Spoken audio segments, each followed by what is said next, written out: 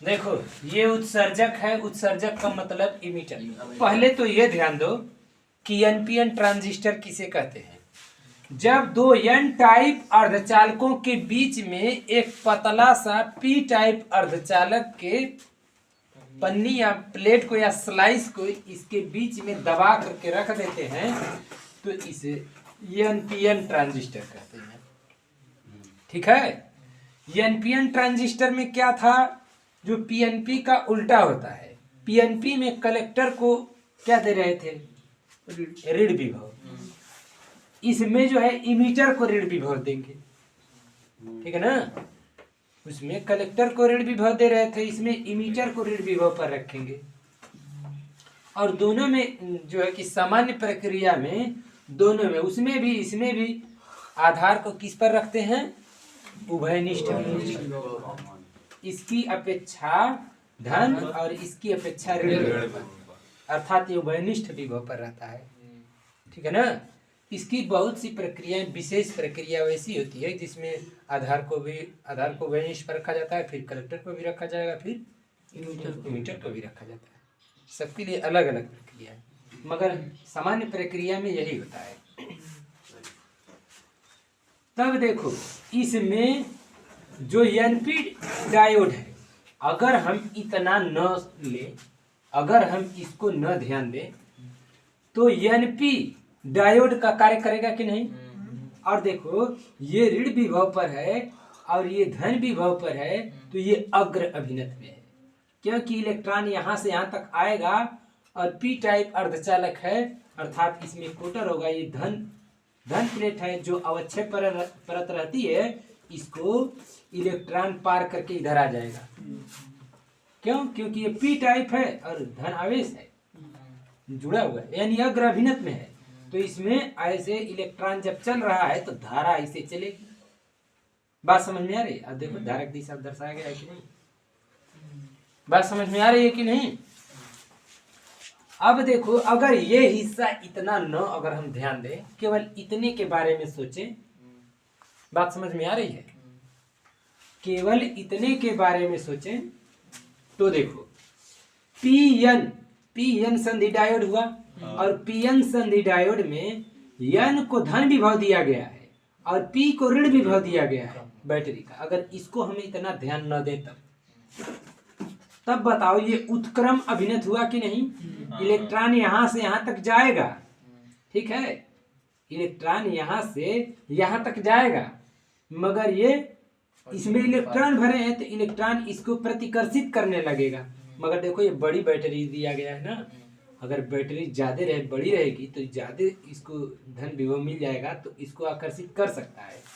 मगर सामान्य प्रक्रिया में अगर बैटरी उतनी बड़ी न रहे तब देखो इसमें बड़ा बना दिया, इसमें छोटा बना दिया है। वास्तव में क्या किया जाता है, जब पूरा को इकट्ठा जब जोड़ दिया जाता है तो ये पूरी बैटरी का धन विभव इसको खुद ही मिल जाता है। ठीक है ना, पूरी बैटरी का धन विभव इसे खुद मिल जाता है। जब ये इलेक्ट्रॉन यहाँ से यहाँ तक आसानी से आ जाएगा तो इसके बाद यहाँ से यहाँ तक आ जाता है, क्योंकि पूरा इसके बीच में तो धन विभव ज्यादा है ना, तो खींच लेता है। तो इसको अलग से बड़ी बैटरी बना दिया है। ठीक, अगर वोल्टता का मान बढ़ाया जाएगा तब इलेक्ट्रॉन इधर से इधर जा सकता है। ठीक है ना, मगर देखो अभी सामान्य प्रक्रिया में अगर इसको अगर इधर न हम ध्यान दें तो ये उत्क्रम अभिनत है, इलेक्ट्रॉन उधर जाएगा नहीं। अगर उधर इलेक्ट्रॉन जाता तो फिर ऐसे आता ना, मगर देखो इसमें धारा ऐसे जाती है, नहीं ऐसे तो जा रही, मगर ये इधर जा रही है, ये इधर धारा नहीं जा रही है, धारा तो ऐसे जाएगी ना। इलेक्ट्रॉन इधर से इधर कैसे जाएगा। अगर इलेक्ट्रॉन यहां से होकर के जो इधर जा रहा था इलेक्ट्रॉन, जो अगर इलेक्ट्रॉन यहां से होकर के ऐसे आता तो धारा इसकी ऐसे जाती ना, मगर इस पर बताओ धारा ऐसे जा रही है मगर आ नहीं रही है।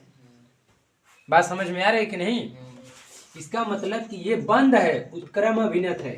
जब इसको जोड़ दिया जाता है, पूरे को जब व्यवस्थित किया जाता है, तब ये पूरा प्रक्रिया चलती है, मतलब तब इलेक्ट्रॉन में इसमें प्रवाहित होते हैं।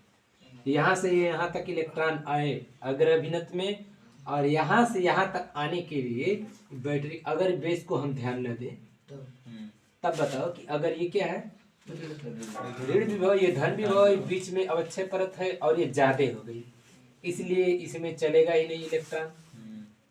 तो जब इसको धन विभव दे दिया जाता है तो इलेक्ट्रॉन यहाँ से यहाँ तक आ जाता है आसानी से, और यहाँ तक आने के बाद ये इलेक्ट्रॉन धन विभव के कारण यहाँ से यहाँ तक आ जाता है और इसमें प्रवाहित होने लगता है और इसमें ऐसे धारा चलने लगती है। ठीक है, यानी कि ये धारा ऐसे चल रही है और ये धारा ऐसे चल रही है। इसका मतलब ये धारा और ये धारा दोनों धारा यहाँ जाके जुड़ जा रही है ना, जुड़ने के बाद फिर यहाँ जाके बट जा रही है। इसका मतलब इन दोनों को जोड़ करके इस धारा के बराबर है, आई ई के बराबर है, आई ई बराबर आई बी प्लस आई सी, है कि नहीं? बात इसमें समझ में आई है सबको? ये कैसे अंतर क्रिया कर रहा है, इसके अंदर कैसे प्रक्रिया हो रही है, समझ में आया है ना? हाँ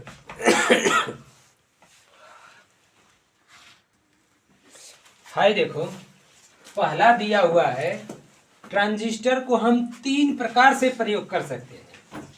एक है कि उभयनिष्ठ आधार बना करके, जब हम आधार को उभयनिष्ठ करेंगे, ठीक है, तो यहाँ पर देखो जो ये कौन सा ट्रांजिस्टर है, एनपीएन। तो एनपीएन ट्रांजिस्टर में किसको उच्च वोल्टता दी जाती है? संग्राहक को। जब संग्राहक को उच्च वोल्टता देंगे और इसको कम वोल्टता देंगे, तो कम वोल्ट पर किसी सिग्नल को हम सवार करेंगे तो वह उच्च वोल्टता के सिग्नल में निर्गत होगा। इसका मतलब उसका आयाम बढ़ सकता है, एम्पलीफायर का काम कर देगा ये। बात समझ में आ रही है? इसका मतलब है ये उभयनिष्ठ आधार का प्रयोग हम एम्पलीफायर के रूप में भी कर सकते हैं। एम्पलीफायर के रूप में हम कई चीज का प्रयोग कर सकते हैं, मगर यहाँ पर देखो वो ऐसा लग रहा है कि नहीं, हम इसको उच्च वोल्टता जोड़ेंगे, इसको निम्न वोल्टता जोड़ेंगे, मगर 2 टर्मिनल हमको क्या चाहिए होता है, निवेशी के लिए और 2 टर्मिनल निर्गत के लिए। ये बताओ कि जब जैसे माइक्रोफोन में तुम कुछ बोलते हो तो माइक्रोफोन में 2 टर्मिनल निकलता है ना, हाँ? और निर्गत के लिए जो स्पीकर होता है उसके लिए 2 टर्मिनल जाता है, यही तुम लोग पढ़े हो। तो जब उसके लिए 2 टर्मिनल जाता है और ट्रांजिस्टर में 3 टर्मिनल होता है, तब हम क्या करेंगे, तो हमारे माइक्रोफोन का एक टर्मिनल और उस स्पीकर का एक टर्मिनल कॉमन रहेगा। वो कॉमन क्या रहता है, उभयनिष्ठ रहता है। तो उभयनिष्ठ कौन है, मान लो आधार है, तो हम आधार को, इसका एक टर्मिनल जो है आधार को कनेक्ट कर देंगे और इसका जो निवेशी जा रहा है उसका एक टर्मिनल आधार को कनेक्ट कर देंगे, तो उभयनिष्ठ हो गया कि नहीं? तो इसको जैसे ग्राउंड का चिन्ह होता है, ग्राउंड के चिन्ह जोड़ने से मतलब है तुम यहाँ पर उभयनिष्ठ समझोगे। तो यहाँ जब उभयनिष्ठ है तो निवेशी कम वोल्टेज पे रहता है एनपीएन ट्रांजिस्टर में और निर्गत उच्च वोल्टेज पे रहता है।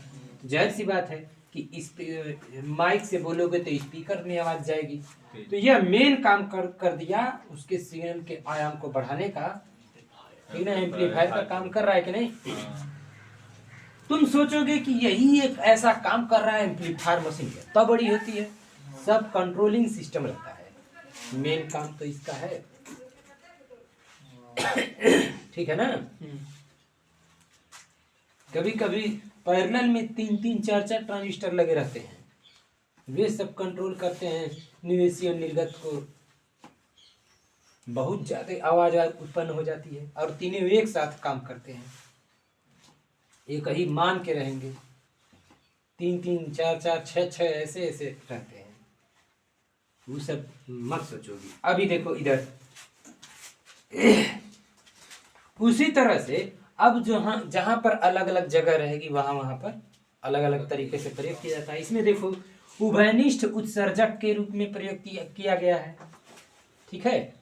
और ये निवेशी अगर बेस को दोगे तो इसके निर्गत कलेक्टर से मिलेगा, अगर उत्सर्जक को हम उभयनिष्ठ कर देंगे तो तो ऐसा नहीं कि सभी माइक्रोफोन में यह हाल है, ठीक है ना, इसकी जगह बदल जाएगी, जहाँ पर जरूरत हमको ऐसी पड़ती है वहाँ पर ऐसे प्रयोग किया जाता है। उसी तरह से इसमें क्या है, तीसरा है कि उभयनिष्ठ संग्राहक। संग्राहक मतलब ये कलेक्टर है, ठीक है ना, ये कलेक्टर है। कलेक्टर को अगर उभयनिष्ठ कर देंगे तो आधार को अगर हम निवेशी देंगे तो इसमें इमीटर से निर्गत प्राप्त होगा, है कि नहीं। अब मान लो कि हम इसको कनेक्ट कर दिए, बेस को दे रहे हैं, और जो हम आवाज बोल रहे हैं, जो सिग्नल उत्पन्न हो रहा है वो किसी चीज में रिकॉर्ड होना चाहिए, तो उसका सिग्नल ढेर मजबूत नहीं होना चाहिए, कम आयाम का, बिल्कुल ही कम आयाम का होना चाहिए ना। तो उसी हिसाब से हम अलग अलग इसका प्रयोग करते रहेंगे, ठीक है ना। अब जहाँ पर सिग्नल को रिकॉर्ड करना है तब यहाँ पर ऐसे लगा देंगे तो तेज आवाज रहेगा, तो उसकी विद्युतीय लहर ज्यादा रहेगी, खराब हो सकता है मशीन, इस पर ज्यादा निर्गत होगा ना। तो एम्पलीफायर के रूप में यही नहीं कि यही प्रयोग किया जाता है, जिसकी जैसी स्थिति होती है वहां देखकर वैसा प्रयोग किया जाता है। तो बात समझ में आया, इन तीनों को हम कैसे प्रयोग कर सकते हैं। 3 टर्मिनल की, 2 निवेशी के लिए 2 का जरूरत पड़ता है हमेशा, निर्गत के लिए 2। तो एक तो उदाहरण था इसके लिए मैं बताया हूँ, वो एक उदाहरण था।